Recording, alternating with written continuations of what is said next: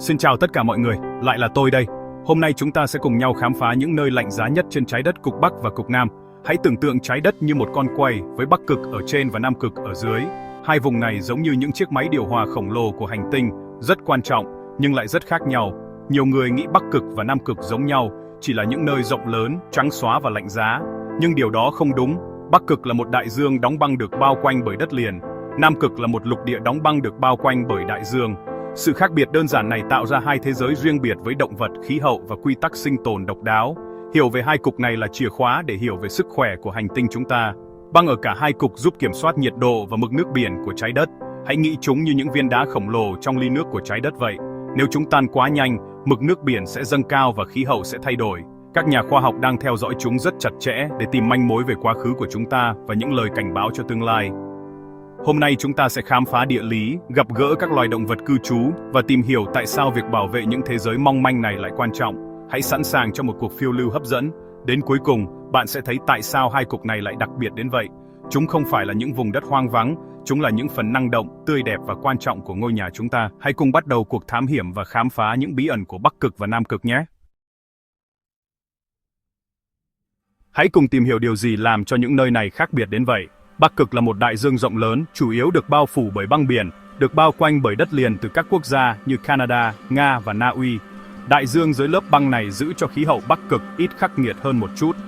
Nam Cực thì ngược lại, một lục địa rộng lớn, gần gấp đôi diện tích Úc, được bao phủ bởi một lớp băng khổng lồ. Lớp băng ở Nam Cực dày trung bình 2 km, khiến nó trở thành lục địa cao nhất, khô nhất, nhiều gió nhất và lạnh nhạt trên trái đất. Mùa đông ở Bắc Cực trung bình khoảng âm 34 độ C, nhưng ở Nam Cực có thể xuống tới âm 60 độ. Nhiệt độ lạnh nhạt từng được ghi nhận, âm 89,2 độ là ở Nam Cực.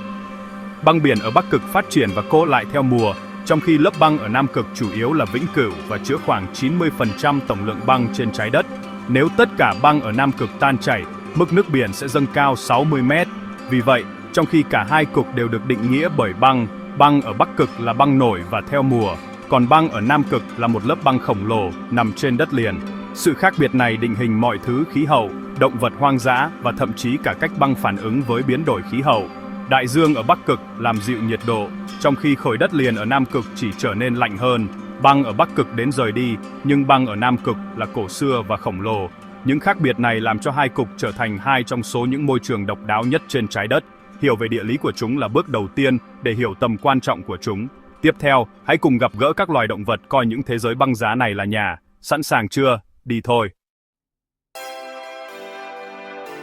Khi bạn nghĩ về Bắc Cực, bạn có lẽ sẽ hình dung ra gấu Bắc Cực, chúa tể phương Bắc. Gấu Bắc Cực được tạo hóa để sống trong giá lạnh, với bộ lông dày, một lớp mỡ và bàn chân to lớn để đi trên băng và bơi lội.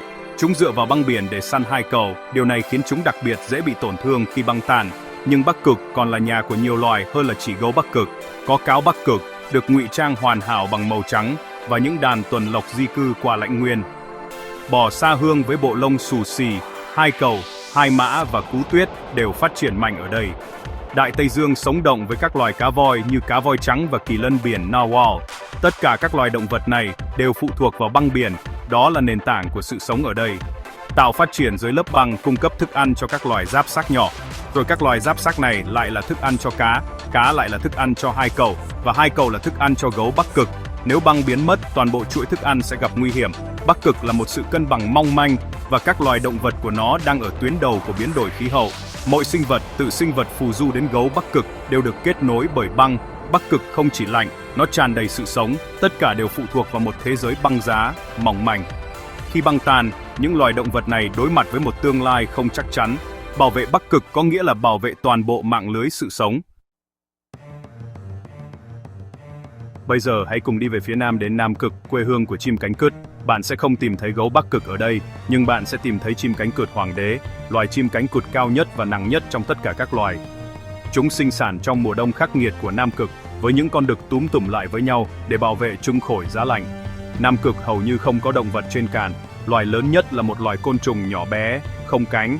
Hầu hết sự sống nằm trong đại dương hoặc dọc theo bờ biển, nơi nhuyễn thể, một loài giáp xác nhỏ giống tôm, tạo thành nền tảng của lưới thức ăn. Cá voi, hai cẩu và chim cánh cụt đều phụ thuộc vào nhuyễn thể. Nam Đại Dương là một khu vực kiếm ăn chính cho cá voi xanh, cá voi lưng gù và những kẻ săn mồi mạnh mẽ như hai cẩu báo.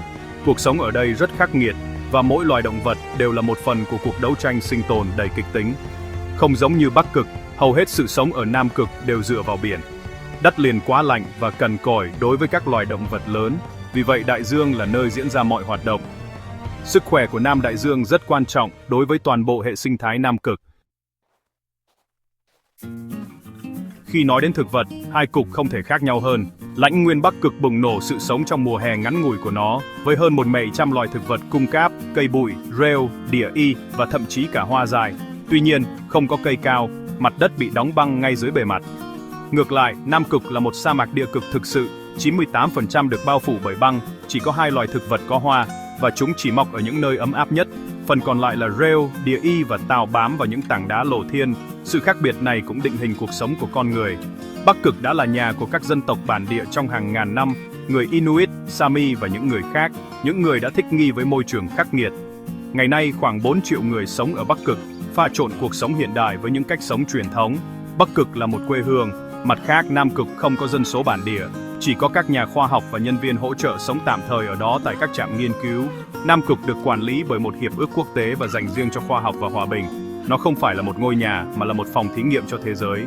Sự tương phản giữa hai cực rất rõ rệt, một là nơi của sự sống và văn hóa, cái kia là một vùng hoang dã nguyên sơ dành cho nghiên cứu. Cả hai đều rất quan trọng đối với sự hiểu biết của chúng ta về hành tinh. Những câu chuyện về việc chinh phục các cực là huyền thoại. Bắc Cực là một thử thách khó khăn, bị tràn bởi băng biển dày trong nhiều thế kỷ. Robert Peary tuyên bố đã đến được đó vào năm 1909, nhưng vẫn còn nhiều tranh cãi. Cuộc hành trình rất gian khổ, dựa vào xe trượt tuyết chó kéo và ý chí kiên cường. Cuộc đua đến Nam Cực thậm chí còn kịch tính hơn. Đội của Roald Amundsen, người Na Uy đã đến đó đầu tiên vào tháng 12 năm 1911, sử dụng xe trượt tuyết chó kéo và ván trượt. Đội của Robert Falcon Scott, người Anh đến 1 tháng sau, chỉ để đối mặt với bi kịch trên đường trở về. Scott và đội của ông đã thiệt mạng, câu chuyện của họ trở thành biểu tượng của lòng dũng cảm và sự hy sinh. Các cuộc thám hiểm ban đầu là về niềm tự hào dân tộc và khám phá. Ngày nay, các nhà khoa học là những nhà thám hiểm mới, thu thập dữ liệu về khí hậu, địa chất và hệ sinh thái. Họ sử dụng công nghệ tiên tiến để nghiên cứu những vùng xa xôi này. Di sản khám phá vẫn tiếp tục, không phải trong một cuộc đua, mà trong sự hợp tác toàn cầu. Các cực giờ đây là những biên giới cho khoa học, không phải là sự chinh phục. Những câu chuyện của chúng nhắc nhở chúng ta về những cực đoan của thiên nhiên và tinh thần khám phá. Hãy cùng tổng kết những gì chúng ta đã học được. Cả Bắc Cực và Nam Cực đều lạnh giá, băng giá và rất quan trọng đối với khí hậu trái đất. Chúng trải qua nhiều tháng có ánh sáng ban ngày và bóng tối, và cả hai đều có cực quang ngoạn mục.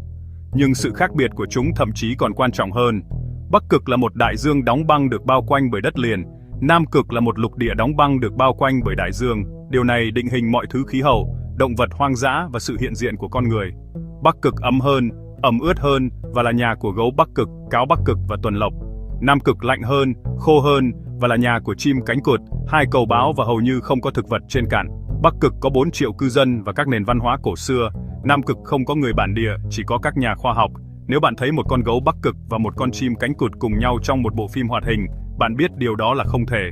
Hai cực là hai thế giới độc đáo, mỗi thế giới có tính cách và thách thức riêng. Sự tách biệt của chúng đã dẫn đến các loài và hệ sinh thái hoàn toàn khác biệt. Cả hai đều quan trọng, nhưng mỗi cái đều không thể thay thế. Hiểu được sự khác biệt của chúng giúp chúng ta đánh giá cao tầm quan trọng của chúng.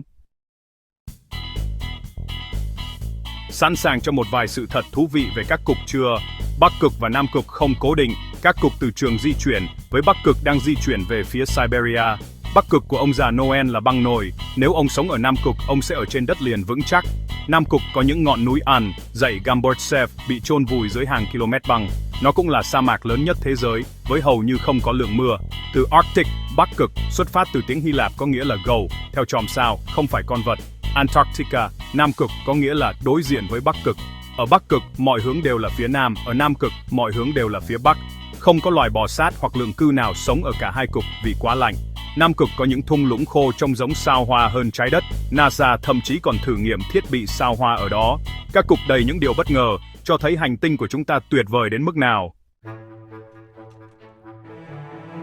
Chúng ta đã đi từ đỉnh thế giới đến đáy và thấy rằng Bắc Cực và Nam Cực là hai thế giới riêng biệt, hấp dẫn. Một là đại dương tràn đầy sự sống và các nền văn hóa cổ xưa. Cái kia, một lục địa đóng băng dành riêng cho khoa học. Cả hai đều là hệ thống làm mát của trái đất, và cả hai đều đang gặp rắc rối. Biến đổi khí hậu đang làm tan chảy băng với tốc độ đáng báo động. Ở Bắc Cực, Điều này đe dọa gấu Bắc Cực và toàn bộ hệ sinh thái. Ở Nam Cực, băng tan có thể gây ra mức nước biển dâng cao thảm khốc trên toàn thế giới. Những gì xảy ra ở các cực ảnh hưởng đến tất cả chúng ta. Bảo vệ chúng không chỉ là bảo vệ động vật hoang dã, mà là bảo vệ tương lai của chúng ta. Chúng ta phải cùng nhau giảm lượng khí thải carbon và làm chậm quá trình nóng lên toàn cầu. Mọi hành động đều có ý nghĩa, từ cách chúng ta sử dụng năng lượng đến cách chúng ta sống cuộc sống hàng ngày. Các cực là những viên ngọc quý của hành tinh chúng ta, tươi đẹp, bí ẩn và quan trọng. Hãy cùng học hỏi, trân trọng và bảo vệ những thế giới băng giá tuyệt vời này cho các thế hệ mai sau. Cảm ơn bạn đã tham gia cùng tôi trong hành trình này. Hãy cùng nhau làm phần việc của mình để bảo vệ hành tinh của chúng ta.